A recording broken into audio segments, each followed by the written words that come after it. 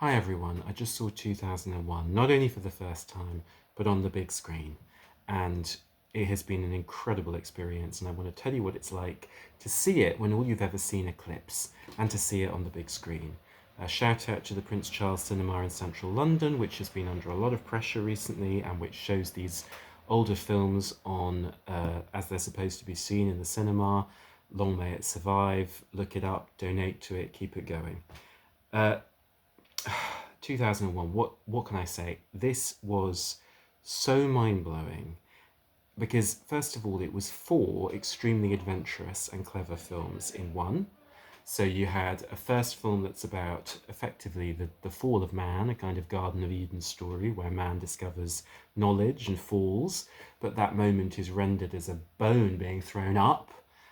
So a reverse fall, up, up, up, and that instrument, the bone, turns into a spaceship. And then you have a second story, which is, I guess, a kind of Exodus story in which we've done Genesis, so now we're doing Exodus, in which we go somewhere and come back. And we discover a slab. I mean, this slab of black quartz or whatever it is, this otherworldly slab that turns up in all four of these films. Um, it's like the Ten Commandments that Moses finds. And uh, we get that film, which is a film of exploration. And then we get a film that is a terrifying, predictive, prophetic piece about artificial intelligence and the famous computer HAL, which starts to run down. And then, as we get to Jupiter in the final film, we enter a kind of psychedelic odyssey, a space odyssey, in which we quite possibly exit time and space in its usual sense. So, this is a film which takes us inside creation. I don't know much about Stanley Kubrick, if I'm honest. I've never loved any of his films except Eyes Wide Shut, which I really do love. But I really need to revisit his canon because this is a film he's trying to work out what it is to create, what it is to make, and what the relationship between making and destruction is. And ultimately, he takes that question not just as an ethical question, but also as an aesthetic question about the creation of art. And then finally, as a question of physics, like how does new matter arise? Where does the universe come from? What is it to exist in the universe?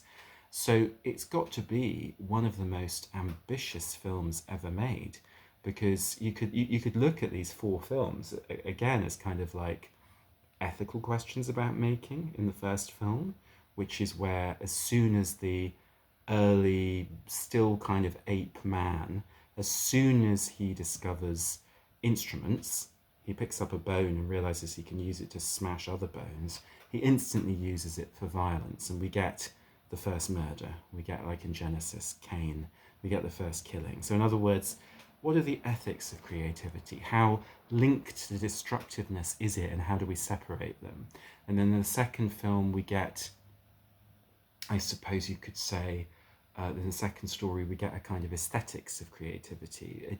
We suddenly are in a much more familiar Kubrick world of cold, large, white artificial spaces, of slow paced, intense conversations full of suggestiveness, of icy encounters between parents and children that are mediated through odd devices or odd emotional situations. In other words, in the second of the four films, Kubrick starts to think and talk about his own canon, his own aesthetic. It becomes an exercise in style, and a beautiful one at that. One of my favourite scenes being where the air hostess on this spaceship, when she's collected some of the food she's going to feed them, she then walks in a circle like that. So she walks back upstairs, just turn upside down. It's just such a wonderful moment of pure aesthetics, and there are so many of those in this film. Space travel as fine art is basically at the core of this film. It's like in the final section, you do get an old man surrounded by 18th century paintings, and you get all this classical music. This is about fine art. This is saying technology is the latest draft in the long history of fine art, and I, Stanley Kubrick, am going to show you that. Brilliant. I mean, true or not, even the device I'm filming this on is an example of technology as fine art. Clearly, the aesthetics that we live with now are all about the clash of scales that this film is about, the very small and the very large. I can send this tiny film out to the vast audience that greets all my YouTube films. But it's small at this moment. It's in this tiny device.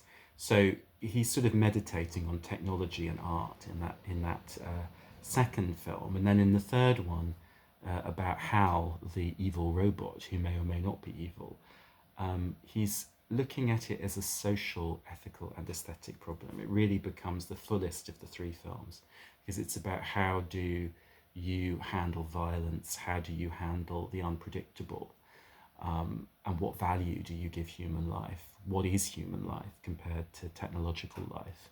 And my God, is that a contemporary part of this film? I mean, not only does Hal talk like AI, I mean, it's uncanny how prophetic the questions he asks about AI actually are. But the whole thing feels like he's lived through the pandemic. I mean, even the use of what is in effect Zoom, unbelievable prophetic faculties there, which then becomes quite ironic because the final section is really about how perhaps at a certain layer of the universe, all different forms of time are layered on top of each other and really the same thing. and and so in a sense you think, yeah, this film feels like it was made 5 minutes ago, and maybe it was. Who measures? By what scale? How long ago is 4 million years? And in that final section, the ethics of creation, from AI to technology to art to weaponry, becomes a question about how something emerges from nothing. That ancient question of physics. Like, what is the universe made out of? That terrifying idea that if you go deep enough into it, what you find are pixels. What's the resolution of reality? At one point, this whole film just becomes low resolution images and shapes, because that's when he's taken us into what kind of amounts to a laboratory of creation inside time and space, inside the interior of time and space. So I think it's a profound study of creation, and there's also sexual reproduction in there, by the way. At one point, the spaceship turns into basically a spermatozoa fertilizing an egg. It's all these different forms of Genesis and all these different retellings of the fall.